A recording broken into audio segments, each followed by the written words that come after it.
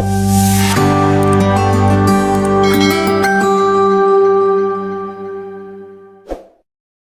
်တော်တို့နိုင်ငံလေးက fake country ပေါ့ကြာရှုံးနေသောနိုင်ငံတော်ပေါ့ကျွန်တော်တို့ကဘာမှာဘယ်မှမရနိုင်တဲ့ကျွန်တော်တို့နေစားလာစားလေးကိုရတဲ့နိုင်ငံလေးပေါ့ကျွန်တော်တို့ကြာရှုံးတာဝင်ငွေကြာရှုံးပါတယ်အားကစားလေးကြာတယ်ပေါ့ကျမ်းမာရေးလေးကြာလို့ကျွန်တော်တို့က30မှာနံပါတ်30ချိန်နေတာပေါ့အငယ်တို့ကျင်းပုံသင်းတာမှာပါပါတယ်မောင်သားချိုးတက်ကတူကဆရာရောက်နေတယ်ဘာမှပေါက်ပြက်ခဲ့ကျွန်တော်လက်ကုပ်တယောက်ပြောစရာမလိုပါဘူး30မှာကျွန်တော်30ကဲလူတယောက်တနေကုန်နေပူထဲမှာမျက်တုံနေတာ1500ဆိုတော့ကျွန်တော်ရင်ထဲမှာကျွန်တော်ညီမလေးညီလေးကြည့်ရင်ကျွန်တော်တိုက်ပြီးဘက်ပေါင်းစုံကထိတ်တန်းရောက်ခဲ့တဲ့နိုင်ငံကွာဦးလူတစ်ထက်ကခုတော့ခက်လိုက်တာကြောင်းသွားလေလေတန်းသွားလေအေဒီမိပိုင်တွေ့ကားကြိုကားကြမှာရေတံဘူးလေးတွေကင်ပြီးတော့ကျွန်တော်မကြည့်ဘူးကျွန်တော်အငယ်တို့ကျွန်တော်မျက်နှာလွှဲနေတယ်ကျွန်တော်ဘာကြောင့်လဲဆိုတော့ကျွန်တော်မကြည့်ရတာကျွန်တော်ဒီတိုင်းသူပြည်သားတွေရဲ့သမင်းတလို့ရှာစားရပုံကိုကျွန်တော်ကိုစဉ်းစားကြည့်တာဒါမျိုးဘာဖြစ်လို့ဂျပန်မှာမရှိတာလဲဂျပန်မိဘမှာဘာလို့မရှိတာလဲကျွန်တော်သိနေတာကဲတို့နိုင်ငံမှာဖြစ်ရလေချင်းကွာစင်ကာပူမှာဘာလို့မရှိတာလဲကဲကျွန်တော်သမင်းတောင်းရှာစားပုံကတိတ်ပဲလို့နေကျွန်တော်တို့ကျွတ်ကလေးတွေကကိုရလေးတွေကခါရတယ်ကဲအကောင်စတဲ့ကျွန်တော်လူငယ်လေးဖြစ်နေတာတက်တဲ့စိတ်ကလေးတွေကလူငယ်လေးတက်တဲ့စားလူငယ်လေးတွေကဲတဲ့တိစိတ်လေးတွေကခါရတယ်ကဲပြီးတော့ကားကြတဲ့မှာ၆ပြီးတော့လိုက်ထောင်ပြကျွန်တော်ကြည့်တယ်ဒါမျိုးမြည်ခွေးကိုထိုင်းမှာဘာလို့မရှိတာလဲကဲစင်ကာပူကျွန်တော်ဟုတ်တယ်လေဘာလို့မရှိတာလဲကဲဈေးတော်ကြီးနေတဲ့ပဲပြုတ်လို့ရောင်းတဲ့သူတော့မရှိဘူးသူတို့ဆိုင်နဲ့ဖွင့်ရောင်းတာသူလာရောင်းလာစားတယ်မွေးကလာစားတယ်သူကကျွန်တော်ထမ်းမရောင်းဘူးကျွန်တော်တို့ကြတော့အသက်တစ်ခုရက်တည်ဖို့ကျွန်တော်တို့အမတန်ချက်ကုတ်ချက်ခဲကျွန်တော်တို့ခက်ခဲရုန်းကန်ကြရပါတယ်ဒီနိုင်ငံလေးကတဲ့အိုးမလေးရှားတော့2000ရတယ်တို့က9000တောင်ခက်နေတယ်တောင်ကိုရီးယားယောဂါဆိုတော့သွားကြတယ်ကိုရီးယားကတော့9000ရတယ်အနည်းဆုံးကဲဖြစ်ပေါ်မှာ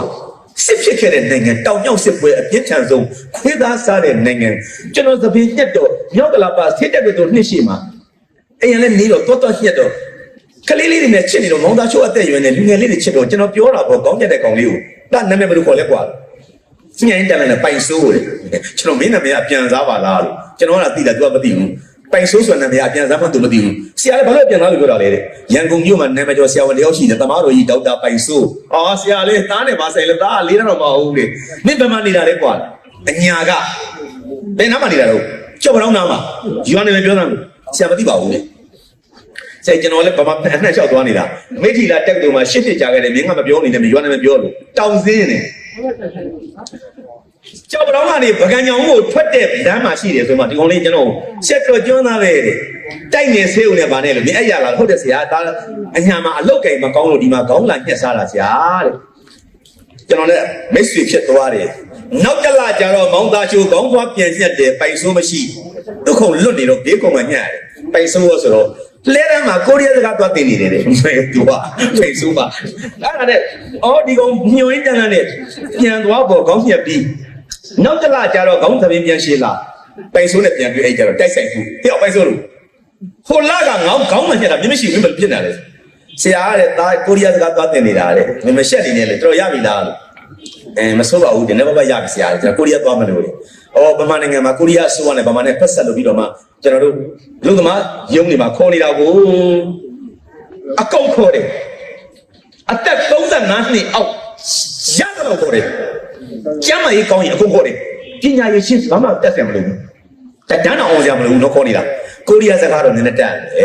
သမင်းဘယ်လိုခေါ်တယ်လဲဟင်းဘယ်လိုခေါ်တယ်လဲလင်းစင်းကိုဘယ်လိုခေါ်လဲဘော်တော်ကဘယ်လိုခေါ်တယ်လဲဒါကြောင့်လဲတန်းပတ်ဝန်းကျင်မှာဒါတွေနဲ့ချိတ်ဆက်ပြီးတော့ကိုရီးယားသွားမဲ့ကလေးတွေကိုရီးယားစကားတွေသင်နေတာပြည့်တော့ကျွန်တော်ပိုင်ဆိုးကျွန်တော်နည်းနည်းပါးပါးတောက်ဆက်ပြီးတော့ကျွန်တော်မေးလာပိုင်ဆိုးမင်းတော်ရလားလို့ရတယ်ဆရာလေငါကိုက်ခါဝေးဆိုမင်းမှားလားမင်းသိလားလို့ဆရာလေဟိုဆရာသိလို့လားတဲ့ငါရှိမမြင်နားထောင်ဘူးသူကနားထောင်တယ်ကျွန်တော်ကိုက်ခါဝေးရုပ်ပြတယ်ကိုရီးယားကိုက်ခါဝေးကျွန်တော်ရတော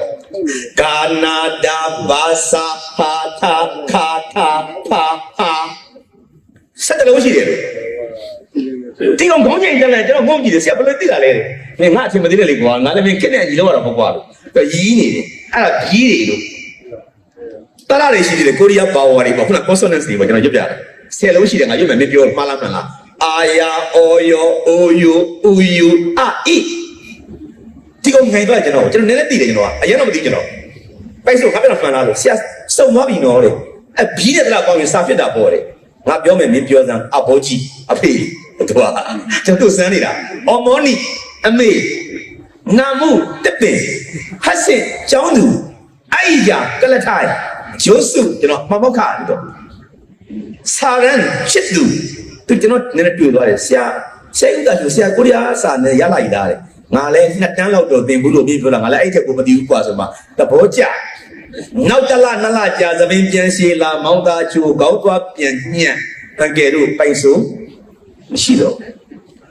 တပိုင်ဆိုးသွားလို့ဘယ်ခေါ်မှာဆရာတုံးဆက်မသွားဘူးလားတဲ့ဆိုးကိုထွက်သွားပြီဆရာတကယ်တော့ပိုင်ဆိုးရောက်သွားတယ်စာပြေဟောပြောပဲသွားတော့ပြန်တွေ့တယ်စိုက်ခင်းထဲမှာလှုပ်လှုပ်တာအော်ဗမာလူငယ်တွေကိုကိုရီးယားခေါ်တာ3မျိုးပဲခိုင်းပါတယ်တစ်ပင်စိုက်ဖို့အကြီးတွေမဟုတ်ဘူးမုံကြီးတမရဒါမျိုးပဲပေါ်ပြီးတော့ဓမ္မစိုက်တာနှစ်မိခလုတ်ကလေးပါလေလောက်တာအဲ့ကမိခလုတ်ကလေးပါလေဒါလေးတွေစက်ကွက်ကလေးတွေနှစ်သုံးရပါလေကျွန်တော်တို့ပယံပိုင်တာပေါ့လာစာတွေမေးကြည့်တယ်ဗမာမှန်တယ်များအလုံးပေးထားတာတဲကို9000ဗမာကြက်ငွေ9000နှစ်ရက်ကိုတသိန်း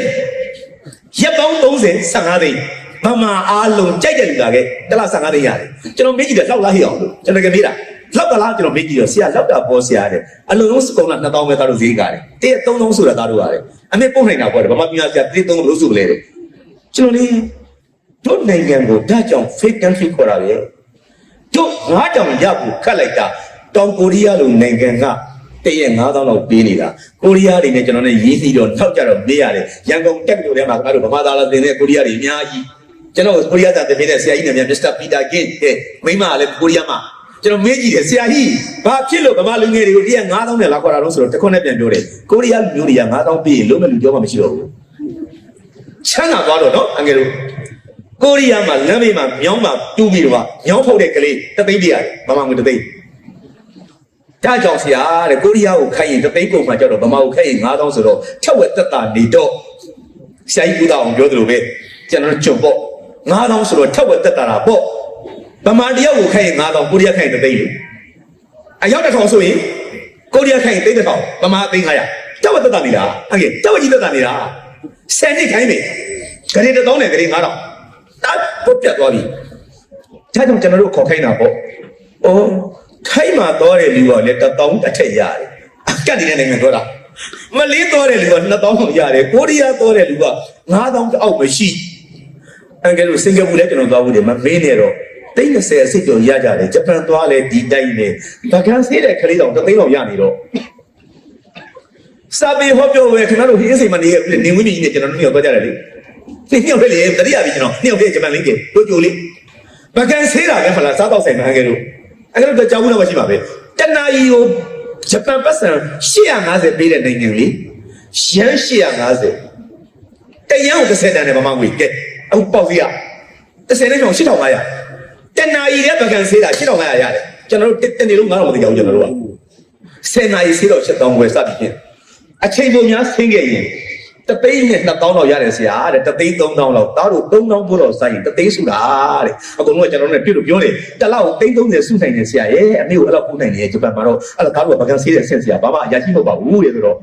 ့ကျွန်တော်ပြောနေတာကစကားရှည်မှကြောက်လို့ကဘာကြီးကကျွန်တော်တို့ပြောတာမှန်တာပေါ့ကျွန်တော်တို့နိုင်ငံလေးက fake country ပေါ့ရှာရှုံးနေတော့နိုင်ငံတော်ပေါ့ကျွန်တော်တို့ကဘာမှာဘယ်မှမရနိုင်တဲ့ကျွန်တော်တို့နေစားလစားလေးကိုရတဲ့နိုင်ငံလေးပေါ့ကျွန်တော်တို့ကြာရှုံးတာဝင်ငွေကြာရှုံးပါတယ်အကစားကြာရှုံးပါတယ်ကျွန်တော်တို့ဘုံလုံးအတင်းကြောင်းအားလုံးတည်ပြီးသားဒီမှာကျွန်တော်အသက်အရွယ်တွေအားလုံးကျွန်တော်ငငယ်တော့မာဒိကပွဲပြန်လာလှတေးတို့ဘာလို့ပြန်နိုင်လေပြောနေတယ်နောက်ပြနိုင်တယ်မမေးနေပဲသူကအဲ့နော်မမေးနေပဲနော်ပြန်နေနိုင်ပြီးသားပဲပြောနေတယ်လားဟိုမေးနေတယ်ပေါ့ကျွန်တော်ရှာရှိတယ်လို့မေးမနေနဲ့ဘာမှပူစိတ်ပြန်လာပြီပေါ့ကျွန်တော်တို့အခုတော့ကြက်ဆင်းသွားတယ်ကျွန်တော်တို့ဆေးပေါ်ကြောပဲမလုပ်တဲ့ခိုင်းကိုကျွန်တော်တို့နိုင်မကန်နိုင်ဘူးကျွန်တော်တို့အဲ့ဒါကျွန်တော်ဘွားကြီးစမ်းကြိုမလေးကိုကျွန်တော်တို့အဖေပဲကိုတော့တကယ်အသေးလို့ရတော့မမေးနဲ့ရှုပ်ပြီးသားပြောနေအခုသူတို့ကျွန်တော်မဖန်နိုင်ဖြစ်သွားတယ်အားကစားလည်းကြတယ်ပေါ့ကျမ်းမာရေးလည်းကြလို့ကျွန်တော်တို့က30မှာနံပါတ်30ချိတ်နေတာပေါ့အငယ်တို့ကျင်းပုံသင်းတာမှာပါပါတယ်မောင်သားချိုးတက်ကတူကဆရာကြောင့်နေနဲ့ဘာမှပေါက်ပြက်ကဲကျွန်တော်လက်ကုပ်တယောက်ပြောစရာမလိုပါဘူး30မှာကျွန်တော်30ခဲ့အသက်ကတိကစိတ်မှုအသက်ရှိတာကျွန်တော်တို့နိုင်ငံလေး fake country လေးဖြစ်ခဲ့ရတဲ့အကြောင်းရင်းကတော့ဘယ်သူမှအပြစ်မတင်နဲ့တော့အငယ်ဦးတောင်းပြောတယ်လို့ခက်ဆက်ကပုဂ္ဂိုလ်များရဲ့ စီမံခန့်ခွဲမှုတွေချုပ်ရမှုတွေကြောင့်နေပြည်နိုင်ငံကြာခဲ့တယ်ပေါ့ဒါလေးကိုအခုအရသာဆိုတက်ပြီးတော့ပြန်ပြီးမို့လောက်တာကိုနှစ်90လောက်ဖြစ်ခဲ့တဲ့ဟာကြီးကိုစိတ်မရှိဘူးမြန်နှင်းတယ်ကွာတို့ဘာလို့နော်အကေဥထားပြောလာလေးကိုကျွန်တော်ကရားကကျွန်တော်မြစ်တာရက်ခိုင်းနေတာနည်းနည်းလေးတော့စောက်ပြီးဦးသူတို့8လ9လယုံနေကြရတယ်ကျွန်တော်တို့ပြောင်းတော့ပြောင်းမှာပေါ့လူတို့အားလဲလုံးမှာပေါ့ဒါကျွန်တော်ပြောချင်တာဗမာနိုင်ငံပြောင်းတော့ပြောင်းတင်ပြီးဒါကြောင့်ကျွန်တော်ဒီကောင်းနေလေးပြထားတာအစိုးရတစ်ဖွဲ့တည်းနဲ့မရနိုင်ဘူးဥထင်ကျော်တယောက်တည်းနဲ့မရနိုင်ဘူးဆရာမြတ်သူဝင်ရဲ့သားတယောက်တည်းနဲ့မရဘူးတော့အောင်ဆန်းစုကြည်တယောက်တည်းနဲ့မရနိုင်ဘူး NLD အစိုးရတစ်ဖွဲ့တည်းနဲ့မရနိုင်ဘူးပြည်သူလူထု54သန်းရဲ့ mindset စိတ်ကြီးမပြောင်းမနေမရနိုင်ဘူးစိတ်ကြီးပြောင်းဖို့ဆိုတာတဏှတ်နဲ့တည်ပြီးချိန်ပြီးတော့ပြောင်းခိုင်းလို့လည်းမရဒါမို့ပြီးပြောင်းခိုင်းလို့လည်းမရစလုံးသားကိစ္စလေးကျွန်တော်တို့ EQ ပေါ်တော့ပေါ့ emotional question ဟိုတော့နိုင်ငံသားတွေကိုကျွန်တော်တိုက်ရင်ပါလား IQ နဲ့ဟာလား intelligent question ကြာဒီနိုင်ငံသားတွေဘယ်လောက်စာတော်တယ်လဲပေါ့ခုကဘာကြီးကပြန်ပြောပြီနော် issue ကိုရေးကြည့်ပါတယ်တဲ့တိုင်းသူပြည်သားတယောက်ချင်းရဲ့ emotional question စိတ်နေတဘာဝရေးချင်ပေါ့ဘယ်လောက်အနေနဲ့ပေါ့အဲ့ပေါ့ဘုဒ္ဓဒီနိုင်ငံပြောင်းသွားတာလေကောင်းလိုက်တာဆရာဦးတင်ကိုကြီးနာပြောတတိယသွားသေးတယ်ကျွန်တော်တို့နော်ကြပြဆရာကြီးဦးထင်ကျော်ရဲ့အဖေကြီးဆရာမြင့်သူဝင်တတိယလို့သူတို့ငယ်ငယ်ကကျွန်တော်တို့စိတ်ကိုသိပြောင်းပေးတာပဲနော်ကလေးကြပြလေးတွေကစပြောင်းပေးတာစပေးတာကျွန်တော်တို့သိပြောင်းတာပဲနော်ကျွန်တော်တတိယနဲ့ဆရာမင်းတို့မယ်ဆိုလို့ဦးထင်ကျော်ကြီးတတိယတမလိုက်တတိယလို့ကျွန်တော်ငငယ်ကြက်တူရေးကလည်းဆိုရတယ်လေမှတ်မိတယ်ကြက်တူရေးရွှေခဲကြက်တူရေးညီဘူးလေးကိုစာအုပ်တင်ရွှေခဲစာအုပ်တင်ညီလေးခင်ကစာပြန်တော့ရွှေခဲစာပြန်တော့ဝါလုံးရေးဖို့ညီလေးထိုင်ရွှေခဲမရေးနိုင်ငင်းမိုင်ရှာဖို့ကြက်တူရေးရွှေခဲကြက်တူရေးအဲ့ဒါအခုဦးထင်ကျော်ရဲ့အဖေရေးတာတွေ့ကျွန်တော်သွားဘူးလေသူ့သားတမနာကြီးနဲ့ကျွန်တော်နဲ့တခါမှစကားမပြောဘူးလားသူ့အဖေဆရာမင်းသူနဲ့ကျွန်တော်နဲ့ကအချင်းချင်းပြောဘူးလေကျွန်တော်သူကခေါ်လို့တော့အိမ်ကိုလှဲနန်းဦးထွန်းလင်းခြံလန်းနေရအိမ်ဘူးလေအိမ်တော့ခြံလေးနဲ့အခုတိုက်ကြီးမဟုတ်သေးဘူးလက်တွေဝေးထားတာလေကျွန်တော်တတိယတွေကဒီမှာစာရေးဆရာကလည်းရှိနေလို့ပြေမနာမောင်ကြီးကျွန်တော်ခေါ်သွားတာပြီးတော့မောင်ကဆိုမင်းကိုဆရာကြီးခေါ်နေပဲသွားလိုက်ဦးလေဘာပဲမင်းအထလားတဲ့နောက်တယောက်ကျွန်တော်ခေါ်တယ်ဆုံးသွားတယ်ကြပြဆရာကြက်သူမင်းပေါ့အဲ့မောင်ကဆိုမင်းဆရာခေါ်နေသွားလိုက်ဦးလေကွာတဲ့ကျွန်တော်မသွားဘူးအင်းစိန်သားတွေကျွန်တော်ဒီမျိုးမထင်နဲ့ကျွန်တော်ဘုံကြီးတော့မဟုတ်ဘူးဘာလဲမသွားရဲတာကျွန်တော်ကြောက်တာပေါ့တက်ကတူကကျူတာပေါက်စာလေးမနှုံးမနဲ့ကြပြဆရာလေးဟိုကမင်းသူဝင်ကြီးဂျပန်ကပြန်လာတဲ့ဘာမခါကြီးကျွန်တော်ဘလို့သူသွားတွေ့ရဲမယ်ကျွန်တော်မသွားတာဘုံကြီးတော့ကျွန်တော်ကြောက်မသွားရဘူးဖြစ်နေတာလူကြီးရှိဘူးစင်ပြူမျက်နှာဆင်မဲမကြည့်ဘူးဆိုတော့ဒီလူကြီးကြောက်လို့တောင်းကြတော့လေဆရာပြင်းမလားမောင်ကြီးတင်းဇက်ခေါ်တော့သွားပြီးဆရာကိုကတော့သူကလောက်လေးပြန်ကြည့်တာတော့ဘုရားချုပ်ကတော့ညောင်သားဆိုကျုပ်တဲ့လူရသားပေါ့ဘာကြောင့်ကျုပ်ကိုကြောတာလဲတဲ့ဦးချစ်ကျော်ဖေးကြီးကတဲ့ခင်ဗျားကျုပ်ကိုကြောတာလဲဆရာကျွန်တော်ဘာမှမဟုတ်ပါဘူးဆရာအသက်ရွယ်လည်းကြီးတယ်ပညာဉာဏ်လည်းကြီးပြီးတော့ဆရာကျွန်တော်တို့အမှားဒီမရှိခဲ့ပြီးခုလို့ကြောတာဘာမှရှိမှလည်းခင်ဗျားကျွန်တော်မှမစုံဘူးလာ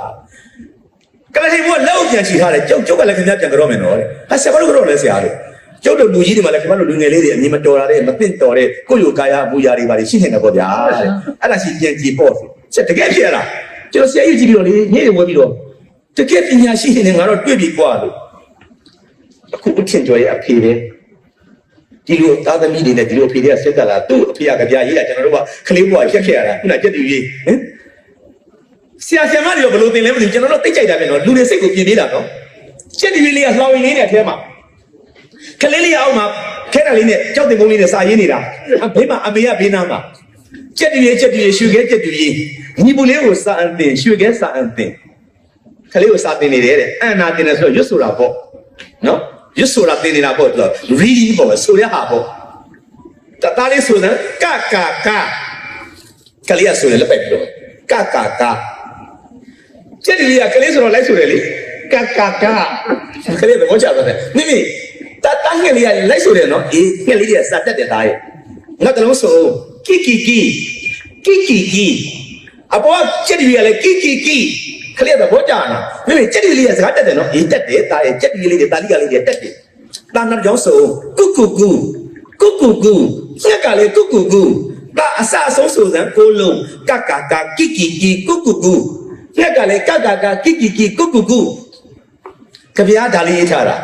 ကြက်တူရေးရွှေခဲကြက်တူရေးညီဘူးလေးကိုစာအုပ်တင်ရွှေခဲစာအုပ်တင်ညီလေးခင်ကစာပြန်တော့ရွှေခဲစာပြန်တော့ ဝါလုံးရေးပုံညီလေးထိုင်လာပြီကြပြာကအမေကပညာတတ်ဆိုတော့ post skill တင်မှာပေါ့လူရစာတင်ကျွန်တော်တို့ reading ဖတ်တတ်ကမယ်အဲ့တော့ listening နားထောင်တတ်ကမယ် speaking ပြောတတ်ကမယ် writing ရေးတတ်ကမယ်ဟုတ်ဗျအမေကပညာတတ်တဲ့ခါကျတော့ဆိုလဲဆိုပြီးတော့အရေးသားလေ့ကျင့်မယ်တာစာအုပ်ချုပ်ရေးမယ်ဝါလုံးရေးစမ်းအမေကပညာတတ်ဆိုတော့ကလေးရဲ့ child psychology ကိုနားလည်တယ်နည်းနည်းပါးပါးပဲရေးကြိုက်မှာပေါ့လေ့ကျင့်တာကျွန်တော်တို့ပြုတ်ပြီးဆရာမတယောက်လိုတော့မဟုတ်ဘူးเนาะကျွန်တော်တို့ပြဆရာမကတော့အိမ်မှာကလေးထင်းစရာလည်းရှိသေးတယ်အနည်းရလျှော်စရာလည်းရှိတယ်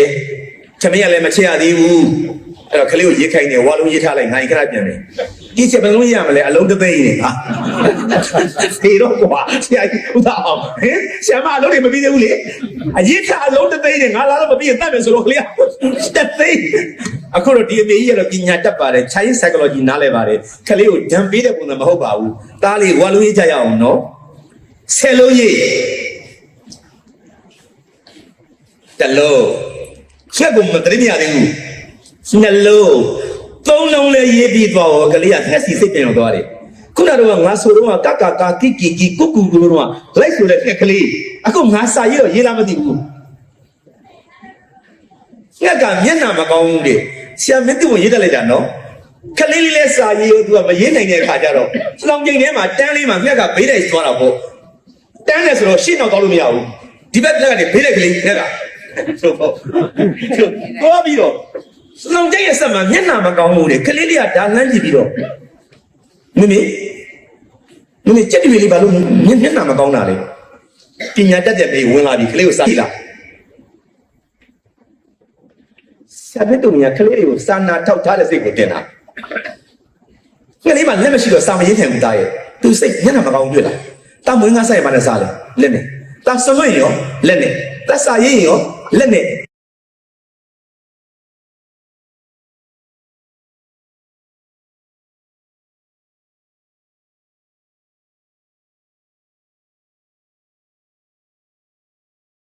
ရဲစာပြန်တော့ဝါလုံးရေးပုံညီလေးထိုင်လာပြီကြပြာကအမေကပညာတတ်ဆိုတော့ post skill တင်မှာပေါ့လူရစာတင်ကျွန်တော်တို့ reading ဖတ်တတ်ကမယ်အဲ့တော့ listening နားထောင်တတ်ကမယ် speaking ပြောတတ်ကမယ် writing ရေးတတ်ကမယ်ဟုတ်ဗျအမေကပညာတတ်တဲ့ခါကျတော့ဆိုလဲဆိုပြီးတော့အရေးသားလေ့ကျင့်မယ်တာစာအုပ်ချုပ်ရေးမယ်ဝါလုံးရေးစမ်းအမေကပညာတတ်ဆိုတော့ကလေးရဲ့ child psychology ကိုနားလည်တယ်နည်းနည်းပါးပါးပဲရေးကြိုက်မှာပေါ့လေ့ကျင့်တာကျွန်တော်တို့ပြုတ်ပြီးဆရာမတယောက်လိုတော့မဟုတ်ဘူးเนาะကျွန်တော်တို့ပြဆရာမကတော့အိမ်မှာကလေးထင်းစရာလည်းရှိသေးတယ်အနည်းရလျှော်စရာလည်းရှိတယ်သမီးကလည်းမချရသေးဘူးအဲ့တော့ကလေးကိုရေးခိုင်းတယ်ဝါလုံးရေးထားလိုက်ငါခဏပြန်တယ်ဒီချက်ဘယ်လုံးရမလဲအလုံးတစ်သိန်းနေဟာဒီတော့ကွာဆရာကြီးဥသာအောင်ဟင်ဆရာမအလုံးတွေမပြီးသေးဘူးလေအရေးထားအလုံးတစ်သိန်းနေငါလာတော့မပြီးရင်တတ်မယ်ဆိုတော့ကလေးတစ်သိန်းအခုတော့ဒီအမေကြီးကတော့ပညာတတ်ပါတယ် child psychology နားလည်ပါတယ်ကလေးကိုဒဏ်ပေးတဲ့ပုံစံမဟုတ်ပါဘူးတားလေးဝါလုံးရေးကြရအောင်နော်ဆယ်လုံးရေးတလုံးချက်ကိုမတရိမရသေးဘူးနှလုံးသုံးလုံးလည်းရေးပြီးသွားတော့ကလေးကသက်စီစိတ်ပြန်သွားတယ်ခုနကတော့ငါဆိုတော့ကကကကီကီကီကုကူကူတော့လိုက်ဆိုတဲ့ကလေးအခုငါစာရေးတော့ရေးလားမသိဘူးညကမျက်နှာမကောင်းဘူးတဲ့ဆရာမင်းသူ့ကိုရေးတက်လိုက်တာနော်ကလေးလေးလည်းစာရေးသူကမရေးနိုင်တဲ့အခါကျတော့လောင်ကျိန်ထဲမှာတန်းလေးမှာညကဘေးတိုက်သွားတာပေါ့တန်းတယ်ဆိုတော့ရှင်းတော့ကောင်းလို့မရဘူးဒီဘက်ကနေဘေးလိုက်ကလေးညကဆိုတော့သွားပြီးတော့လောင်ကျိန်ရဲ့ဆက်မှာမျက်နှာမကောင်းဘူးတဲ့ကလေးလေးကဒါလန်းကြည့်ပြီးတော့မမေကြက်တီလေးဘာလို့မျက်နှာမကောင်းတာလဲပညာတတ်တဲ့ဘေးဝင်လာပြီကလေးကိုစာတင်ပြီနော်ပညာတတ်တဲ့ဆရာမဆိုတင်တတ်တာပေါ့တာခုနကကကကီကီဆိုတော့ကလေးမဆိုနိုင်ဘူးလားဆိုနိုင်တယ်တမပါစပ်ပါဘူးလားပါတယ်ကလေးရောနှုတ်သီးလေးတာဝါလုံးကြီးတော့ဗါနဲ့ရေးတယ်လက်နဲ့ဆက်ကလေးမှလက်ရှိလားဆရာမတို့ကကလေးတွေကိုစာနာထောက်ထားတဲ့စိတ်ကိုတင်တာကလေးမှလက်မရှိတော့စာမရေးထိုင်ဘူးသားရဲ့သူစိတ်မျက်နှာမကောင်းတွေ့လားတာမွေးငါဆိုင်မှာနဲ့စားလဲလက်နဲ့တာစလွင့်ရောလက်နဲ့တာစာရေးရောလက်နဲ့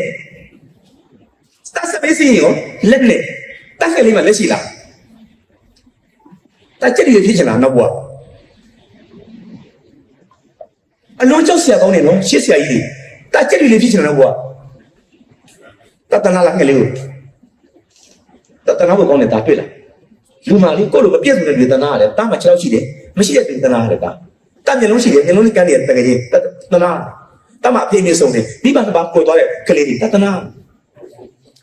ာဆရာမင်းတို့ရဓာတ်တင်တာလို့စိတ်ပညာရှင်တွေကပြောတယ်ကြက်တူကြီးရွှေခဲကြက်တူကြီးညီကိုလေးကိုစာအန်တင်ရွှေခဲစာအန်တင်ညီလေးခင်ကစာပြန်တော့ရွှေခဲစာပြန်တော့ဝါလုံးရေးဖို့ညီလေးထိုင်ရွှေခဲမရေးနိုင်ငေးမှန်ရှာပေါ်ကြက်တူကြီးရွှေခဲကြက်တူကြီးလေးကိုကလေးလေးကစာနာထောက်ထားတဲ့စိတ်ပေါ့ငါလိုလက်မရှိတော့ तू မရေးနိုင်ဘူးတနာပါတယ်အဲ့ဒါကိုအင်္ဂလိပ်ဘာသာနဲ့ခေါ်တဲ့စလုံးရှိပါတယ် sympathy တဲ့စာနာထောက်ထားတာ SYMPATHY sympathy ရန်ကုန်တက္ကသိုလ်ပါမောက္ခချုပ်ဒေါက်တာကျော်စိန်ကပြောတယ်လူနဲ့တိရစ္ဆာန်နဲ့ကြွားကြတာအဲ့စိတ်ပဲကျန်တာဟုတ်ဘူးတဲ့တိရစ္ဆာန်များမှာ sympathy နဲပါလေမရှိတော့ပါပဲခွေးနှစ်ကောင်တွေ့တယ်ကိုဘက်ကခွေးက6ချောင်းညိုးနေတယ်ကြိုက်တယ်မတနာကိုကြိုက်မှာပဲသူကဒုက္ခပြချီချောင်းမရှိရှာဘူးမရှိပဲစိတ်လူမှရှိတယ်နော်ရှိတယ်ခွေးပေါက်စားလေးတွေအမေရောဖေရောတည်သွားလို့တခိုင်ခိုင်နဲ့အော်ပြီးငတ်နေတယ်ဘယ်ခွေးမှလှည့်မကြည့်ဘူးလူကြတော့တို့ရက်ွက်ထိတ်ကဘုန်းကြီးကျောင်းထဲမှာနာကစ်ပုံတိုင်းတိုက်တော့မိမမဲ့ကလေးလေးတွေရောက်50ရောက်နေဆိုကွာတားလေးထိတော့ဘယ်ကတော့ကြည့်အောင်အဲ့ကျောင်းလေးကိုအဲ့ဟိုစားလေးကိုဆွေးကြအောင်ပါမယ်လူကြသိရှိတာတယ်နော်စက်ပတိဟာလူနဲ့သိစံနဲ့ပတ်ချက်တဲ့ပဲလူတွေကိုပြောထောင်တဲ့အခါမှာစက်ပတိတိဆောက်ပေးရတယ်စာနာထောက်ထားတတ်သောစိတ်ကြီးမှလူရဲ့လို့ပြီးသားလာမှာတိစံတဲ့ကွာတော့မှာပေါ့တဲ့ခွေးရီနဲ့ခွေးမနဲ့ဖြစ်ကိစ္စပြီးတော့ထွက်သွားမှာပေါ့ခွေးမဗိုက်ကြီးနဲ့ကြံရဲ့ကလေးငွေသူ့ဘာသူလွတ်တယ်သူ့ပဒနာသူရှင်းပေါ့လူကြတော့သတိကိုဝင်ရှိတာအစတင်ရပြင်မနေလားကိုပြန်မဝှရှော်မယ်နော်ဘယ်လိုထားလဲကြီးနေမခတ်ထားနဲ့နော်နေမယ်နော်မခတ်နဲ့နော်အိမ်မအေးစင်းနေနော်မပဲကတောင်းကြည့်နေကြကိုပြန်လာမှရှော်မယ်ပြီးဖို့တိုက်ပြီမလုပ်နဲ့လူသားရဲ့စိတ်ကအမတန်စံပတိကြီးပါလေဒါကိုပြောထောင်တာကျွန်တော်တို့ကဘိုးချုံကိုစမ်းလို့ပါတော့ဒီစိတ်တွေနဲ့ပေါ့နော်ဒီစိတ်တွေနဲ့ပေါ့ပြောမှရင်တော့ဒီကြပြမျိုးတွေဖက်ဖူးလာပါလားတော့မသိဘူးနော်ဒီစိတ်မျိုးပဲကျွန်တော်တို့အကယ်လို့ကျွန်တော်အလေးနဲ့ပြောနေတာကဘာကြီးကိုနှမ်းမှုတာအဲ့စိတ်ပဲစံပတိပဲသူကမာတာထရီဇာကဲတော့ပြောမယ်ဒုက္ခတဲ့စခန်းတွေခုပြီးအလူတွေလိုက်ကြနေတာဘာကိစ္စဒီစိတ်ပဲသူကတရားဒီစိတ်ပဲသူကရခိုင်မှာရည်ရည်ကြီးတွေပုံနေတိုက်တယ်ဒီကလူတွေပတ်သက်သူကြတယ်ကဲခလေးတွေဖဲနှမ်းမှာပတ်သက်ပုံလေးတွေနဲ့ကဲဟုတ်တယ်မလားကျွန်တော်တို့လူမှာအဲ့စိတ်ကြီးဆိုတယ်တဲ့တခင်အောင်ဆန်းလို့လူမျိုးမှလည်းဒီစိတ်မျိုးရှိတာပဲစက်ပတိရှိတာပဲလေရုံးမှဆင်းလာတယ်လေတက်ကထွက်ပြီးပြီလေဖတ်စာပတ်လာဥက္ကဋ္ဌလေဝင်းကြီးမရုံးမှအစည်းအဝေးတက်တယ်လေနောက်ကြတယ်လေအစိုးရဝန်ထမ်းတာဝန်ကြီးတဲ့လူဆိုတော့ထမင်းစားပြီလေဖိုင်ကြီးတွေကိုကားနဲ့ဆင်းလာတယ်လေဝင်းကြီးမရုံးရှိကားပေးရောက်တယ်လေသူ့တက်တော်ဆောင်မတ်တရက်ဆောင်နေတယ်လေပိုထွန်းလှအပါတော်မြင်းစိတ်ဆက်တက်တူနေဝင်းအထွန်းလှဘိုက်စားတယ်ကွာပြန်ကြအောင်အေးစိတ်ထုံလိုက်တယ်ပြန်ဖို့ပြောမနေနဲ့ဘိုလ်ချုပ်တယ်ဘိုလ်ချုပ်လူလည်းဘိုလ်ချုပ်ကြည့်လိုက်အောင်နဲ့ဘယ်လိုပြန်လာရှင်းနေကြည့်လိုက်အောင်လားဖြုတ်မှလားပပိုင်မှလားဆိုတော့မှလားဆိုတော့ဘာလဲကွာရောက်ထွန်းလှဆိုတော့နောက်ခါမှပဲကြည့်လိုက်အောင်ဆိုတော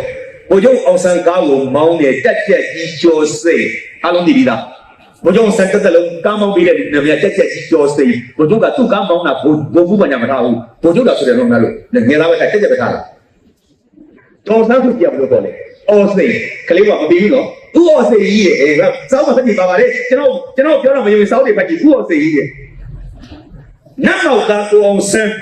ဒေါခင်ကြီးယောက်ျားကားနောက်တက်ပြီးတော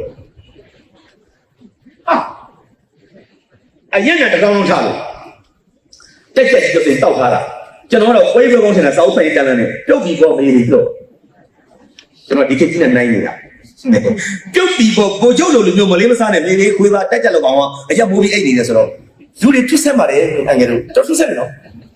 သူပြောမဲ့စကားကျွန်တော်ဆက်မနာနေတာဘုရားဆန်းဟာထွန်းလာကြောက်စိတ်ဘူးတွေပါလားဗျာဒီကောင်လုံကျူးတောက်ထားတယ်ကွာကလေးကညာမိမကမှီခိုကလေး၄ယောက်နဲ့ဒီကောင်ကြီးအစမပြေဘူးတဲ့ကြက်ကြက်နဲ့မချန်နဲ့နောက်ဖွေးတန်းနဲ့မနေငါသိပြီလာ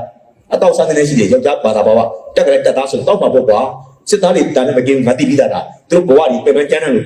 ဒီကောင်တာမဲတော့တာနှစ်ပတ်သုံးပတ်တာပေါ့တဲ့မိသားဒီနေ့ကောင်အိတ်ပြုံနေကိုရတိတ်တောက်ပေါက်ရတယ်ကွာဒီကောင်ဒီဘက်ပြန်လှည့်တယ်နော်တကယ်လို့နော်ကျွန်တော်စစ်ဆိုးပြီးထင်နေတာစိတ်ကောင်ထွန်းလာကောင်းမင်းမလို့မဖြစ်ဘူးလားတိတ်ဘိုးကြီးရကျတယ်ဘိုးချုပ်ဖြည့်မောင်းပေါ်ကမရတယ်ဘာလို့ပြောမှလဲသူအိတ်နေတာကြီးလို့လေကိုလိုလည်းကိုခတ်တော့ခန်းတော့တယ်ကွာတနာပါတယ်ပေါ့လုတ်ဖို့ကြိုင်တဲ့မင်းတက်ကြတူးနေပါတယ်ကွာတက်ကြအစ်စ်မှာဒီဘိုးကြီးပါဘယ်လိုမှလည်းကွာမင်းရမယ်အိတ်ပါကြီးမင်းဖြည့်မင်းမောင်းလိုက်တယ်ဘရော ကျွန်တော်ဒါလေးတွေဖတ်တဲ့ခါကျတော့လေခေါင်းနဲ့ပြောင်းဝင်လာတယ်ပြီလား sympathy ဆိုတာပေါ့နော်စာနာထောက်ထားစိတ်လေ SYMPATHY sympathy ပညာရှင်တွေကတော့ပြောကြတယ် sympathy ကိုဖွင့်တယ် feeling with other feeling ခံစားတာ with နဲ့တူ other အခြားလူများနဲ့တူခံစားခြင်းနဲ့သိကောင်းတာပဲနော်ငါတင်ငယ်ချင်းကမျက်လုံးလေးတစ်ဖက်တီးလေးဆွဲနေကြတယ်ဟုတ်သူ့ငါညားမှာပေါ့ဒီစိတ်ငါတင်ငယ်ချင်းကအဖေနဲ့အမေနဲ့ပွဲနေတာအိမ်မင်းစံပြူဟာငါသူ့ရှေ့မှာငါဆင်းရမှာပေါ့ငါတင်ငယ်ချင်းကချော်လေးတစ်ဖက်ကစာတာနဲ့လက်ဆော်စာတာနဲ့ငါသူ့ကိုစောင့်ရှောက်မှဖြစ်မယ်ထင်တယ်ဒီစိတ်ကြီးဆိုးတယ်လို့ပြောတာဒါမျိုးကိုဆရာမင်းသူမင်းကကြက်ပြီးကြကြနဲ့ပေးတာကျွန်တော်လေးနိုင်ငံသူနိုင်ငံသားတွေကဒီလိုစာပေအမျိုးစားတွေနဲ့စလုံးသားတွေကိုဖွညိုးတိုးတက်ပြီးတော့ပြောင်းလဲအောင်လုပ်ရမှာကျွန်တော်ခံပြီးတယ်ဆရာဦးတင်မို့ဒီနာအိမ်နာကပ်နေတာဒါတွေနဲ့ကျွန်တော်တို့ကြီးခဲ့တာမဟုတ်ဘူးလားအားလုံး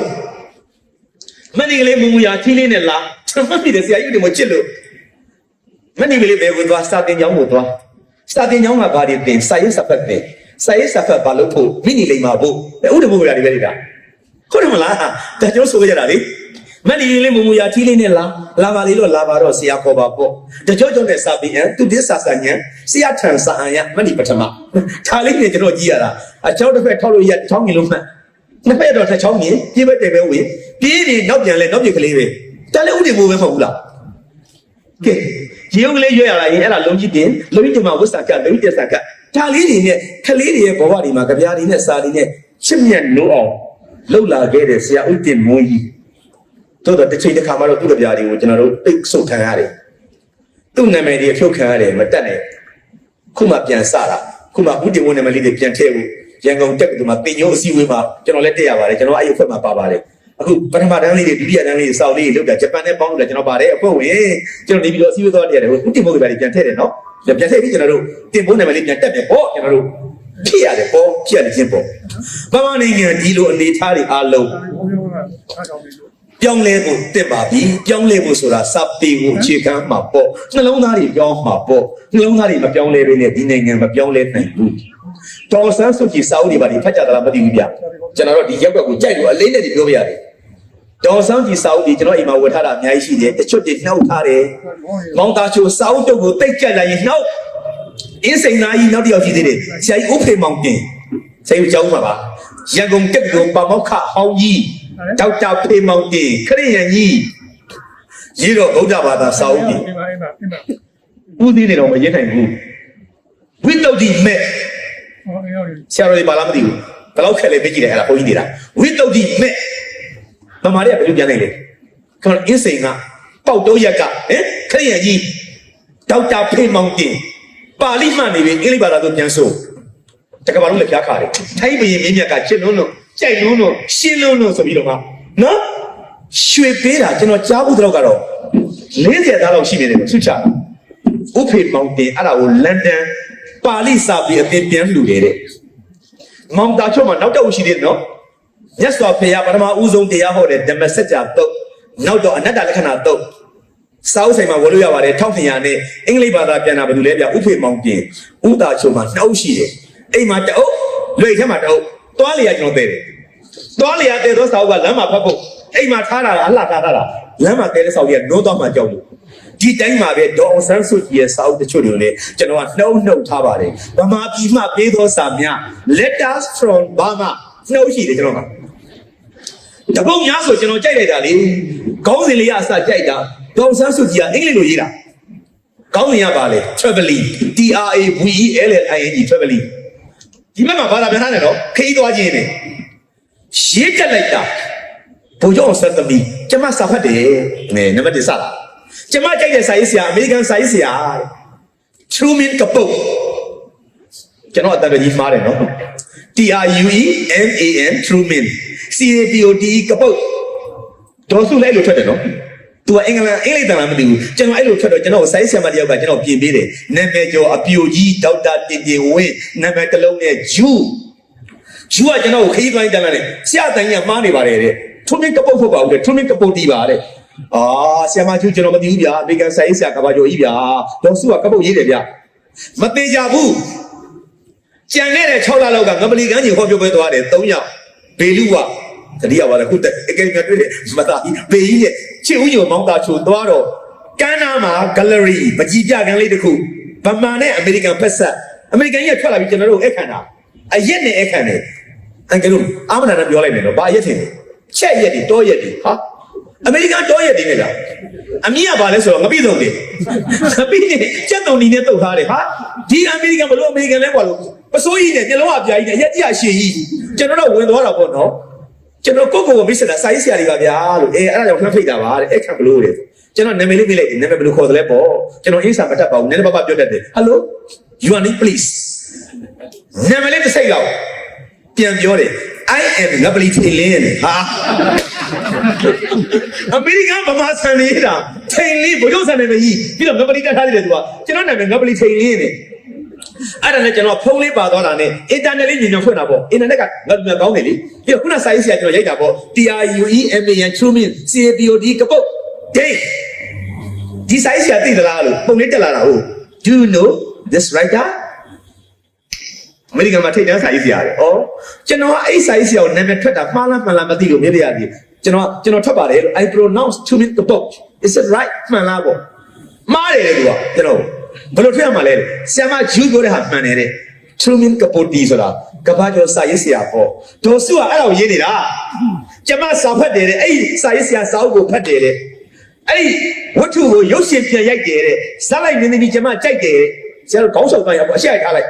အောင်ဆောင်စီရေးတာပြောနေတာအဲ့ဒီဝတ္ထုတွေကမင်းသမီးကျမကြိုက်တယ်တဲ့ရုပ်ရှင်ထဲမှာပါတော့အဲ့ဒီမင်းသမီးကခရီးသွားရင်ခရီးဆောင်အိတ်နဲ့ပေါ့လေချောင်းတွေပဲပတ်တဲ့ခါကျတော့အတက်စီကစ်ဆိုတာမျိုးနဲ့ပေါ့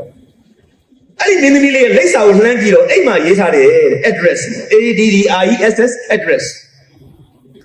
အောင်ဆန်းစုကြည်တခါမှမတွေ့ဘူးတော့လိပ်စာနာမည်လေးမှာရေးထားတယ် NAME name မင်းသမီးနာမည်ရေးထားတယ် Holy Golightly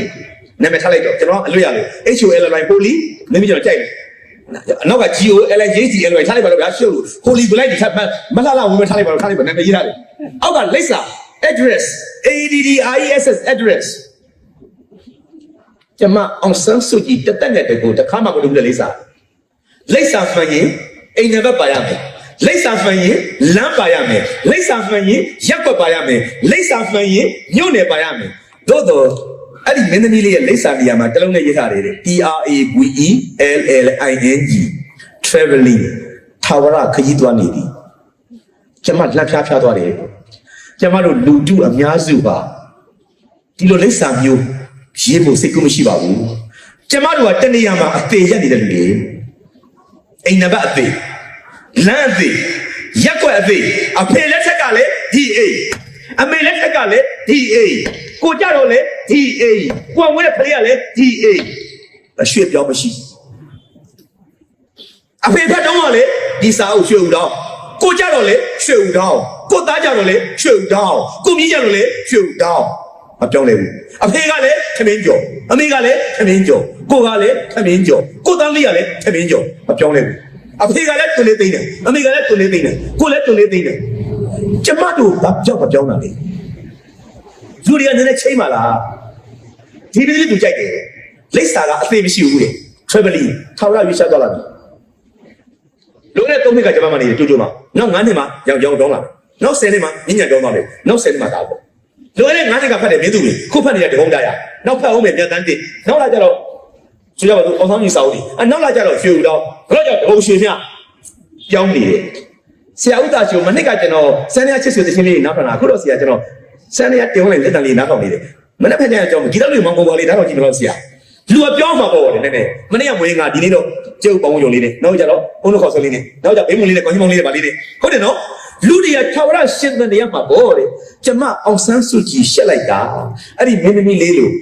ကျမလိပ်စာရေးကျင်လိုက်တာအခုတော့ကျမဟာအရင်နေ့ကလိပ်စာပဲပြန်လာနေရတယ်အရင်လူတွေအရင်တွေးခေါ်အရင်စာအုပ်တွေအရင်မုံပဲသေးစရာတွေနဲ့အရင်ဆိုးရတွေနဲ့အရင်စနစ်တွေနဲ့အရင်ခက်တွေနဲ့ဒီလည်းပြောလို့ပြပတ်တယ်ကျမတို့ကဒီမင်းသမီးလေးလို့ဘာကြောင့် traveling မလုပ်ရတာလဲပြောင်းရမှာပေါ့ဗမာနိုင်ငံမြန်ပြောင်းကြည့်ကျွန်တော်တို့ပြောင်းကြမှာပေါ့ကျွန်တော်တို့ပြောင်းကြရတယ်တော့အများကြီးအငယ်လို့အများကြီးလူရဲ့စိတ်ခံစားပုံလေးဟုတ်တယ်လူရဲ့အမှုအကျင့်တွေ character တွေအစကျွန်တော်တို့နောက်မှာရန်ခဲ့ကြပြီကျွန်တော်တခုပြောမယ်နော်စိတ်မဆိုးကြီးနိုင်လက်ချီတန်းတယ် အင်းစင်မှာလက်ဖက်ဆိုင်ရှိလားရှိတာပေါ့အငယ်တို့မရှိဘူးလားရှိတော့ဆိုင်နေပေါ့နေတာပဲမတော့ဘူးလားတောက်တာပေါ့ကျွန်တော်လည်းတောက်တာပေါ့သို့တော့ကျွန်တော်တခုတော့မြင်မြင်နော်ဩစတြေးလျကိုကျွန်တော်တို့ရောက်တယ်ဘီလူဝါကြီးတကယ်ရောက်တယ်ကျွန်တော်စစ်တရီနဲ့မဲလ်ဘုန်းဟောပြောသွားတယ်ကျွန်တော်လက်ဖက်ဆိုင်ရှိလား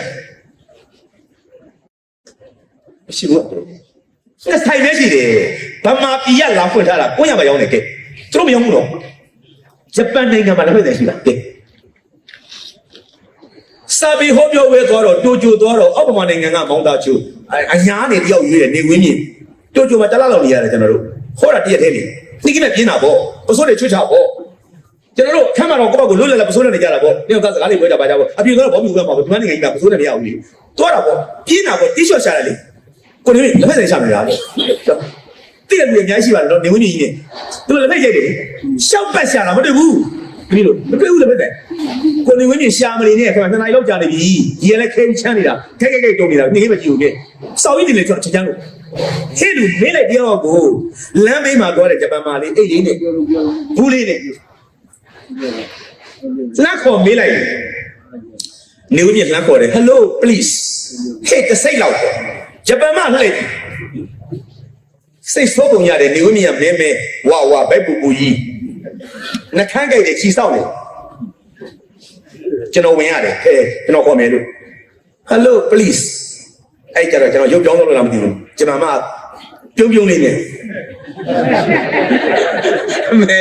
ညီမကြီးတဲ့ကောင်အိမ်မကြီးစောက်တော့မှသွားမေးတယ်လက်ဖက်ဆိုင်ဘယ်နာရှိသလုံးပြ hello where is this shop may I know တိရရတယ်ကျွန်တော် no မသိဘူးနောက်တစ်ယောက် no ပဲနောက်တစ်ယောက်ယောက်ျားလေးနေတယ်အိမ်မလေးမပြောနဲ့အလုပ်ဖြစ်ဘူးမသိဘူးသူတို့လေညနေကြမှာပြန်မေးရတယ်တန်မျိုးလုံးလက်ဖက်ဆိုင်နဲ့ရှာလဲမတွေ့ဘူးလို့ကြိုကြိုပါလဲကွာလို့ဘေးမီးတော့လည်းမသိဘူးတုံးနေရကွာဆိုတော့မှဗမာတွေကရည်တယ်ကျွန်တော်တို့ထမင်းကျွကြတာကိုဆရာတို့မပြောမိတယ်ဂျပန်နိုင်ငံမှာလက်ဖက်ဆိုင်မရှိဘူးဆရာဟာကျွန်တော်အဲ့ဒါဟုတ်တာပဲဟာလို့အစိုးရကတားတာမဟုတ်ရက်ွက်ကောင်စီကပိတ်ခိုင်းတာမဟုတ်လာတော့မဲ့လူမရှိလို့အလုံးမဖြစ်လို့ပိတ်ထားရတာသို့တော်လူတိုင်းလက်ဖက်ကိုပြီးတော့တောက်ကြတယ်ဘယ်လိုတောက်တယ်လဲလမ်းမေးမှာထောင်ထားတဲ့လူရောင်းသူမရှိတဲ့ဆိုင်လေးတွေတေးသေးလေးတွေပေါ့ဒါမျိုးနှစ်ဆလောက်ကျဲမှာပေါ့ဒါမျိုးအမြင့်လေးတွေဟဲ့လားလမ်းမေးမှာထောင်ထားတယ်လေဒီလေးတွေခုံလေးတွေနဲ့လေးလို့24နာရီရင်းနေတာတန်းလေးတွေနဲ့အဲမှာပလင်းလေးတွေထောင်ထားတယ်ရေသွေးချမ်းရတယ်ကျွန်တော်ရေသွေးချမ်းတစ်ယောက်လေးနဲ့ပူးနေတာပဲကော်ဖီလက်ဖက်ရည်ဘာညာပေါ့အစုံပေါ့ဗျာတန်းလေးတွေနဲ့စားမယ်တောက်မယ်လူကလမ်းတော်ရင်တန်းလန်းတယ်ဒီကောင်တွေမိုက်တော့တယ်နော်ဘောင်းပြေရှိရလဲအမဲကိုင်းကြီးကလည်းအမဲရှူးကလည်းအမဲဂျပန်လူငယ်တွေကတပည့်လို့ရောင်းမဘူးတော့သူစက်တယ်နော်အနီအဝါအပြာအစိမ့်ညီမတို့မဟုတ်ဘူးဘူတာမှာကြည့်ရင်နှက်မောင်ရွှဲတာပဲနော်ရှူးရအမဲဘောင်းရှိရအမဲအောက်ကဖြူကိုင်းကြီးရအမဲလက်နေတာငယ်ကလေးတွေဆဲကလေးတွေကျွန်တော်ရက်ကြည့်နေချစ်စရာကောင်းလိုက်တာနော်နိုးကြတက်ကြွနေတယ်နော်နိုးကြတက်ကြွနေတယ်လမ်းလျှောက်တာကအစကျွန်တော်တို့ ਨੇ ပေါ်ပါပြီအပြေးလေးတွေမှလာခဲ့လို့နိုင်လေးကြည့်လက်တော်လေးတွေနဲ့တော့ဘူတာမှာသွားနေတာကျွန်တော်ကြည့်မိမယောက်ျားအကုန်တော့အကုန်ကြီးဒီလိုမသွားဘူးဒီကောင်တွေရတွက်လက်ဖြက်လက်တဲ့လူမျိုးတွေရှေ့ကိုရောက်အောင်တွားနေတာပဲရန်ကုန်တက္ကသိုလ်မှာဗမာသာလာတင်တဲ့ကျောင်းသူကျောင်းသားတွေစုပေးတယ်တို့စုပေးတယ်လေဂျပန်မှာလေးတွေပြန်သွားပြီမကြည်တာမို့လဲလာစုယူပါတို့တော့မလာဘူးနော်တို့လာလေရှေ့ပြေးလာတာကစုယူတယ်ပြန်ပြေးတယ်မလို့ဗမာနဲ့ရည်တယ်ဂျပန်ကျောင်းသားမောင်ကောင်းဆန်လက်ရလာယူပါစုဘယ်လိုသွားလဲအဲ့တော့တက္ကသိုလ်ကကျောင်းသူကျောင်းသားတွေကဝိုင်းကြီးတော့မကြီးနဲ့ကျွန်တော်ပြောတယ်သူကလည်းနောက်တာမဟုတ်ပါဘူးချက်ထူးဆန်းတယ်သူသွားတာဟုတ်တယ်သူတို့ဒလေပဲသူတို့တက်လက်ဖြတ်လက်နေတာပေါ့သူတို့မသိဘူးကျွန်တော်ပြောနေတာကဂျပန်ချီလန့်ကျော်သွားနေတာဟာဒီကောင်တွေကလက်ဖေးကော်ဖီတောက်တော့လမ်းသွားရင်တန်းတယ်မတည့်ရလေဒါလည်းထောင်ထားတာအကျွေးကြီးလိုက်တာရန်90တရား30တန်းနဲ့900ကျပ်ဗမာနဲ့90ကို30လေးမှတော့ဘာဆဆဘာတောက်900ကျပ်ရှက်လိုက်တာအကျွေးလေးကတော့ရက်ကြည့်နေတာဘာတောက်မလဲကော်ဖီတောက်မယ်တို့ကျွန်တော်အမြဲတမ်းခွန်နေတောက်တယ်ယူနေကြကျွန်တော်ကြိုက်လို့ကျွေးနေတာပြောကြောက်လားဟုတ်လက်နဲ့ကြည့်လိုက်တာဘူးကိုကြည့်လို့မြောင်မှန်နဲ့ဖုံးလို့ပဲသူကတက်တော့အောက်ကိုလိမ့်ကြပြီးတော့မှဒါလေးကအောက်ကအန်လေးမှာဒီတော့မှကြားတယ်အန်လေးကိုနှံလိုက်ဒီလိုက်တိုက်လေးနေဟောကျွန်တော်ကယူနေကြပေါ့ဆရာချီဦးရောမတောက်မလဲလို့ဟိုချစ်ကြီးက ဆရာချစ်ကြီးလေငါလည်းချမယ်ကွာခလားဒီဟာမလုပ်ပါဘူးကွာမလုပ်ဘူးဘာကမကြီးနဲ့မလုပ်ဘူးလို့ပြောတယ်ခလားသမီးတို့ပြုတ်ကြလာတော့ဒါလေးကိုလှန်ပြီးတော့ဘူးလေးယူလိုက်မယ်နော်ပြီးလဲပြီးတော့ပိုက်ကလေးတွေကိုစီနဲ့တက်ပြီးတော့ဒီလူတွေအားလုံးကလက်ထက်မှာဘူးနေတယ်နော်သမီးမိမလေးတွေညက်လက်ပြန်လာတယ်တဏှာကြီးတို့ရရဆင်းလာတာဒါနဲ့ပဲနော်ကော်ပီပူလေးတွေဟာဒီကောင်တွေဘယ်လိုလဲပေါ့အကုန်လုံးကျွန်တော်ထင်တယ်လူတရားမှာကျွန်တော်ထင်ဂျပန်တွေတော်ကော်ပီတော့တယ်နော်လက်ဖက်60လောက်ကပါတယ်လမ်းကနေဘူးလေးတွေဟိုငါ့ဘာနောက်ကြမှာကျွန်တော်သဘောပေါက်သွားတယ်မင်းတို့ဘာကြောင့်ဆိုင်နေမရှိတာလဲဆိုတော့ဆရာဒီတိုင်းပြည်ကရှေ့ကိုသွားဖို့ပြီးနေတာဆရာလက်ဖေးတစ်ခွက်တော့ဖို့တဏှာကြီးထိုင်ဖို့လူငယ်တွေမသိမရှိဘူးအဲ့ဒါအစိုးရတို့တော့မဟုတ်ဘူးသူတို့ပြောင်းလဲသွားတာလေ mindset သူတို့ပြန်နေသွားမယ်သူတို့တောင်ကိုရီးယားနဲ့သူတို့ပြန်ရတယ်အဆင်မပြေဘူးလေကိုရီးယားတွေကပြဿနာရှာနေတယ်လေဂျပန်တွေတင်းထားတော့သူတို့မိန်းကလေးတွေကိုအပြောမယ်လုပ်တယ်ပါညာနဲ့ညင်နဲ့တရုတ်ကိုဂျပန်တိုက်ခုတယ်လေဂျပန်ကတရုတ်ကိုကြီးချုပ်လို့ပြောလို့စာဖတ်သိတယ်နော်တရုတ်ကလည်းသူနဲ့ကန်တန်တန်ရဲ့ရုရှားကိုတိုက်ခုတယ်လေနော်အငယ်တို့သိပါတယ်ဂျပန်ကရုရှားကိုလုပ်ခုတယ်လေကန်တန်တန်ရဲ့သူကဘာစစ်ရှုံးတဲ့ဂျပန်1945မှာအမေရိကန်ဘုံချလို့ရှုံးခဲ့တဲ့နိုင်ငံသင်းမောပေါ်မှာလက်မှတ်ထိုးရတာအမေရိကန်ဗိုလ်ချုပ်ကြီးမှတ်တာနဲ့တပည့်လို့မြင်ကြီးမဟုတ်ဘူးသင်းမောပေါ်လာထိုးတာစစ်ရှုံးကြောင်းထမင်းတနက်ပဲစားပြီးငါးနဲ့ထမင်းနဲ့ရှမ်းပြည်ကောင်တွေစားတယ်လို့ငါးထမင်းတနက်စားပြီးတော့မှ1960မှာတတိယသွားတဲ့နိုင်ငံ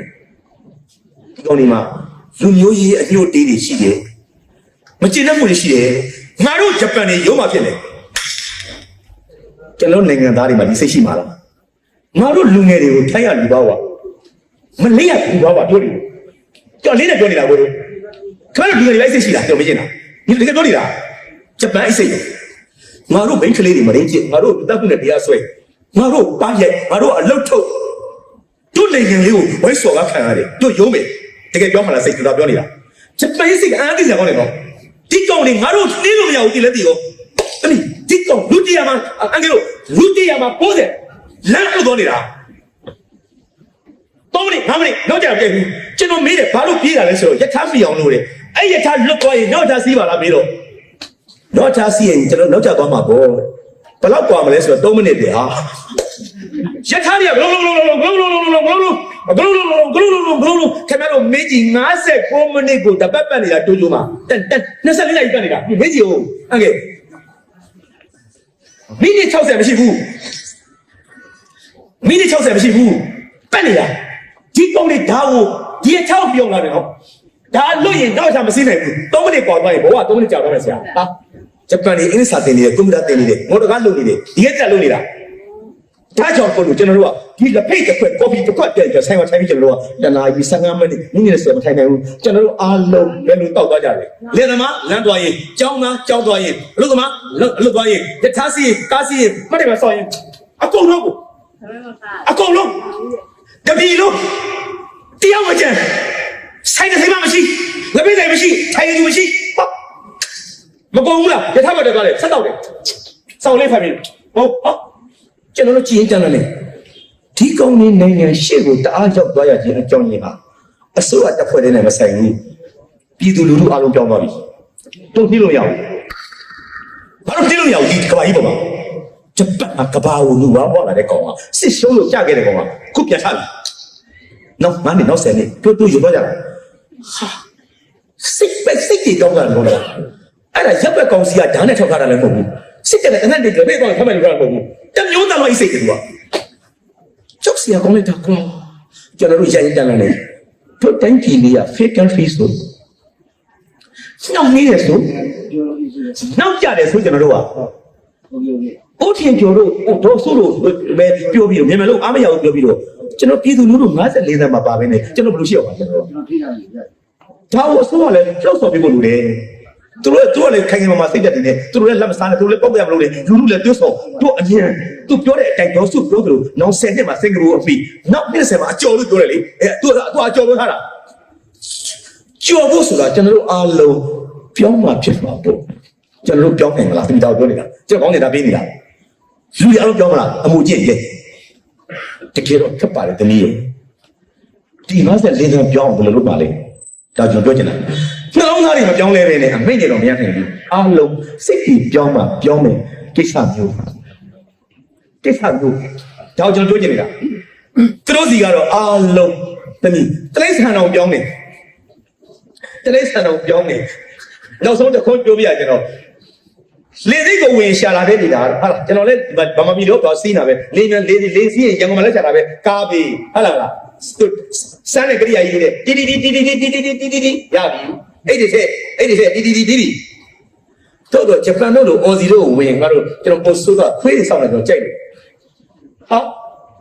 ာနောက်ဆုံးတော့ခွေးတစ်ကောင်စောင့်နေတယ်တက်တာတွေထိုးပြရတယ်ဒီနေ့ကြီးကိုနမ်းပြီကျွန်တော်အားတင်သွားတယ်ဘာရှာတာလဲဆိုတော့ခွေးရှာတာကတစ်သီးဝလံအငယ်တို့စိုက်ပျိုးရေးပညာရှင်တွေပါမထင်နဲ့နော်လေးပေါ်မှာကျွန်တော်ဖြစ်ရတယ်လေခွိုက်ကတ်ဆိုတာတစ်သီးပါသလားတိရွက်ပါသလားမျိုးစီပါသလားအကုန်မေးတယ်မလားဖန်တာစီတစ်စီချက်သွားလို့မရဘူးဂျပန်တို့အော်စီတို့တပိတံမြာသီးလည်းလို့မရဘူးကြီးချမောင်ရွက်ထူတော့လို့မရဘူးချမောင်မီလှုပ်တော့လို့မရဘူးကစိုးရွက်ထက်တော့လို့မရဘူးကစိုးရွက်ကြော်သွားရင်ရတယ်ချမောင်ရွက်ချင်းရင်ချက်သွားရင်ရတယ်တံမယာရေရိုးထိုးသွားရင်ရတယ်ကျွန်တော်ပြောချင်တာကညီပဲဆောင်ထုထောင်းသွားရင်ရတယ်ပြန်၍စိုက်၍ရမယ့်အရာများချမောင်မီလှုပ်သွားအမြင့်ပါတယ်မရဘူးခန်းကျင်ကြီးရိုးထိုးသွားရင်ရတယ်အလုံးလိုက်ထွက်သွားမရဘူးနောက်မှကျွန်တော်အော်စီမာမေးကြည့်တယ်ဘာကြောင့်တားတာလဲဆိုတော့ဆရာဦးသားချိုတို့မြင်တတ်တာပဲနော်အော်စတြေးလျမိန်းမတွေကိုတော်တော်ကျွန်တော်မေးကြည့်မှတွေ့တယ်ဆရာကျမတို့နိုင်ငံလာတော့ဆရာတော်တော်နှံ့သွားတယ်ပဲနော်ဆရာပြောတာတွေကိုမှန်ပါတယ်ဆရာတဲ့သူတို့နိုင်ငံတစ်စိကကြည့်တယ်သူတို့နိုင်ငံတွေကိုမြည်လူတွေကဘိန်းလူတွေကလည်းထားအောင်ဓာတ်တွေနှံ့နေတတ်ထားအောင်ပြန်ပြီးဆက်ရတာကိုပြောလို့မရဘူးမင်းတို့ခန်းကြီးလေးအလုံးထည့်လာတော့မင်းတို့ဘာလို့မှဟင်းချင်ကြမ်းနဲ့အစိတွေညှစ်ပြီးတော့ဘတ်ဆိုဖက်တော့မင်းတို့နိုင်ငံခန်းကြီးလေးလာပေါက်မှာပေါ့လေမင်းတို့ကစုံရချိုးလာပြီးတော့ငါတို့ရေတက်တဲ့တခြားတော့အမြင့်ပါလာတော့မင်းတို့ကစုံရတို့ပေါက်မှာပေါ့လေတို့ဩစတြေးလျနိုင်ငံကလူတွေမကဘူးလေတကယ်တော့လူတွေမကဘူးဒီတူစားနိုင်ငံတွေတက်သေးဝလန်အစားတောက်ကစားတို့ကကာကွယ်ထိချုပ်ထားတဲ့နိုင်ငံတွေတို့ကြီးက organic တွေစားလာမင်းတို့ဓာတ်မြေဩဇာတွေဖြန့်ပိုးသက်ဆေးတွေဖြန့်မိန်းမတွေကအဲ့ဒါကိုကြော်စားပန်းကော်ပီတွေကြော်စားရင်းတဲ့စီဒီဆေးမစင်ကိုယ်တည်းဝင်သွားအဲ့ဓာတ်မြေဩဇာကသိပေါက်လို့လည်းမပါမစင်သွားလို့လည်းမပါတဲ့ဟာမျိုးတွေကိုယ်ထဲမှာဟိုနားခဲဒီနားခဲနှုတ်အချိတ်ထွက်လာလေပြင်းအချိတ်ထွက်လာကျက်စာဖြစ်ပညာအော်စီမှာဖြစ်မခံနိုင်ဘူး genetic modified crops မျိုးရိုးဗီဇပြင်ထားတဲ့အသီးတွေဇီဒီကြီးတွေဟုတ်တယ်နော်ငယ်လို့မဂါလီကြီးတွေဒါမျိုးပေါက်လို့ပဲစားအပင်တွေဂျပန်တို့အော်စီတို့ရေပေါ်လာမပေါက်နေဒီတားတယ်အဲ့ဒါအဲ့တော့စိတ်ဖွဲ့နေတယ်တွေးလို့မရဘူးကိုယ်ရတော့မရဘူးဟာတကယ်နေနေပဲကွာတို့တိုင်းပြည်ပေါ်မှာပောက်ကြရအပင်မျိုးရိုးဗီဇမတတ်တဲ့ပြင်ကမတော့ဘူးလူလာတဲ့အဲ့ကလေးလေးမပြတ်လာပြတာတော့မိဒီကောင်လေးနိုင်ငံတွေပြောင်းလဲသွားပုံကစနစ်တွေရောလူတွေရောခွေးတွေရောဘာတွေအစားအကုန်ပြောင်းသွားပြီကျွန်တော်တို့ကပြောင်းနေတယ်ဆိုကျွန်တော်ကောင်းနေတာပြတ်ထားတာကျွန်တော်တို့ကလူတွေမပြောင်းနိုင်ဘူးဖြစ်နေတာလက်ဖေးကော်ဖီတောက်တာလေးတောင်ကျွန်တော်တို့ကသူတို့လိုပြောင်းမှုဖြစ်ပါတယ်ကျွန်တော်လည်းခက်ပါတယ်ကျွန်တော်တော့ပြောစစ်ဆိုးမှာပေါ့သူတို့မှလက်ဖေးဆိုင်ရင်မရှိတော့ဘူးလုပ်ငန်းရှင်တွေကဘူးလေးတွေနဲ့ဖြော်ပြီးတော့အစင်းတွေလာထည့်တော့ခတ်သွားတာပတ်စံလာပြန်သိလာကြည့်တယ်ကော်ဖီ10ဘူး2ဘူးရုံနေတယ်ပြန်ဖြစ်သွားတယ်ကဲအဲ့တော့ဘာပြောလဲနော်လက်ဖေးချော်ထားတယ်ပေါ့စီကိုကြအားလို့ဘူးအစိတ်ထည့်ထားတယ်ငါဘူးကျန်တော့တယ်ဘူး30ပြန်ထည့်တော့ပြန်ခတ်ပတ်စံလာသိသူဖြစ်ပြီးသွားပြီဆိုင်ရလည်းစပွဲလည်းမကောင်းတော့ဘူးစပွဲလည်းမကောင်းတော့ဘူးရောင်းလည်းရောင်းကောင်းတယ်တောက်မဲ့ကောင်းလည်းကတော့ပြပူပူလောလောအဲ့ကပူပူလောလောနေတော့အဲ့ကရင်းရပူပူလောအဝတ်ထားနေတာကဲစက်တင်နေတော့မြင်လိုက်တာလေတွိုင်းနိုင်နေရှစ်ကိုရောက်မှာပေါ့ကျွန်တော်တို့ကနောက်ကျခဲ့သောနိုင်ငံလေးပြောင်းဖို့ဆိုတာလူထုပါမှရမှာပေါ့အဲ့ဒါကတော့တတ်နဲ့ချီလို့မရနိုင်ဘာနဲ့ရ mindset ပေါ့စိတ်တည်တကယ်ပြောင်းမှာပေါ့ခလေးလေးကြက်လေးတွေပဲတင်ပြီးတော့တကယ်တနာစိတ်ဝင်လာတယ်လို့ကျွန်တော်တို့ကနှလုံးသားကိုပြောင်းမဲ့စာလေးတွေဖတ်မှဒီလူတွေစိတ်တည်ပြောင်းသွားမှကျွန်တော်နိုင်ငံပြောင်းမှာဒီတိုင်းတုံးဓာတ်နဲ့ဟိုတုံးရပြီးတော့လှုပ်ပြောင်းဆိုလို့တော့မလိုက်နိုင်ဘူးပေါ့တမျိုးသားလို့အဲ့လိုနာကြီးစိတ်ကြီးဖြစ်ပြီးတော့စိတ်တဲ့လုံးသားထဲမှာငါတို့ဒီတိုင်းမရှိဘူးဆိုတဲ့အခါမျိုးလှုပ်ဆော်မဲ့စာတွေနေတဲ့ချစ်ပြီးဆိုကျွန်တော်တို့တောက်တော့ဆိုလူတွေသူငါတည်းလည်းဖြစ်မှာလားတယောက်ကြဖြစ်မှာသူတို့တယောက်ကြဖြစ်နေတာဟုတ်တယ်ကြောက်မယ်မင်းတို့ထိုင်ဒီလေကြော်လေစင်ကာပူကြောက်မယ်နောက်နေ့စိတ်မှာမင်းတို့စုံမှန်တယ်လားတို့ကအဲ့ဒါရိုင်းနေမဟုတ်ဘူးမင်းတို့ဒါပဲတင်တယ်ဘာလို့ကျင်တမအောင်မင်းလူဘာဝလို့ကျွန်တော်တို့အားလုံးလူဘာဝခံပြီးတော့ကျွန်တော်တို့ passport အနီလေးတွေခြင်တဲ့ကောင်တွေအားလုံးဖေးတိုးဝက်ဝလေစိတ်ကပြီးကျွန်တော်တို့ကြည့်နေတဲ့ကြလုံးကြားတွေကချစ်ဦးညိုလို့စာရေးဆရာတော်မလေးရှားရေးရရည်နေတာဘာလို့လဲစာရေးဆရာဘာရေးတယ်ကျွန်တော်ပဲညအဲ့လူကြီးတော့ကျွန်တော်ထားတော့လူကြီးလုပ်နေတာဘာရေးလာလဲဘုဆိုရေးတယ် စောက်ကိုကောက်ခဲ့ဘာဒီပါလဲဒီထဲပါဒီမလေးရှားရေဖက်တယ်လားဘာသာခဲ့ကျွန်တော်တို့ကောင်းကောင်းကြည့်တယ်ကွာအငယ်တို့ကောင်းကောင်းစော်ကားနေတာဒီကောင်တွေအမေကန်လို့ပြရလားတို့ရုပ်ဒီတို့ရုပ်ဒီကောင်တွေတို့မှန်းကြည့်လို့လေဘာမှမှန်းကြည့်လို့လုပ်နေတာဒီလိုလိုနေရတယ်ဘာမှပြေးအလကားပေါ့လေငါပေါ့တို့တောင်းလို့နေတာဟာကြည့်ကျွန်တော်ဒီတော့နေဟာဆက်ချစ်ခေါင်းကွာဘိုးချိုးတို့ခန်းနေကွာဘယ်တတ်နေမကြီးလေးနောက်အနာဂတ်မှာဒါမျိုးမဖြစ်ဖို့ဆိုတာကျွန်တော်တို့နိုင်ငံပြောင်းပြန်ဆိုတာပြစ်ဖို့လိုပါတယ်စိတ်ကြည်လိုပါတယ်ခင်ဗျတို့တယောက်တည်းပြောင်းလို့မရနိုင်ဘူးအားလုံးပြောင်းပါရမှာပါ mindset ပြောင်းဖို့လိုတာပေါ့မြန်ပြောင်းနိုင်ပါစေမြန်လူထုကလုံးချပါစေစိတ်နေစိတ်ထားတောင်းမဲ့စာတွေနဲ့ပုဂ္ဂိုလ်ကိုပြန်လဲနှုတ်ဆော်နိုင်ပါသေးလို့ပြောကြရင်လည်းကျွန်တော်ဒီကိုထုတ်ပြတယ်တော့ပါဗျာ